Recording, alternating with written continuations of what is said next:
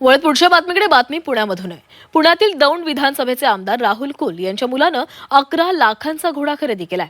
नंदुरबारच्या सारंगखेडा येथील घोड्यांच्या बाजारामध्ये त्यांनी हा घोडा खरेदी केलेला आहे। हौशेसाठी त्यांनी हा घोडा खरेदी केल्याचे सांगितलंय। सारंगखेडा इथं दत्त जयंतीनिमित्त मोठी यात्रा भरत असते। या यात्रेमध्ये मोठा घोड्यांचा बाजारही भरत असतो।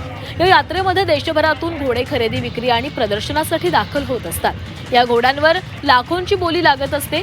याच यात्रेमध्ये आदित्य यांनी घोड्याची खरेदी केलेली आहे। सारंगखेडा यात्रेतील घोड्यांच्या बाजारामध्ये पहिल्या दिवशी 40 लाखांची उलाढाल झाल्याची माहिती मिळते। आम्ही हा घोडा खरेदी केलाय आज आणि ह्याचं वैशिष्ट्य म्हणजे आज दिसायला सुंदर आहे। अजून 20 महिन्याचाच पिल्लू आहे अजून आणि आम्हाला आवडल्याच्यामुळे आम्ही खरेदी केलेलं आहे। आम्ही 11,11,111 रुपयाला खरेदी केलेलं आहे आणि फक्त शॉकसाठी खरेदी केलं, बाकी काही नाही।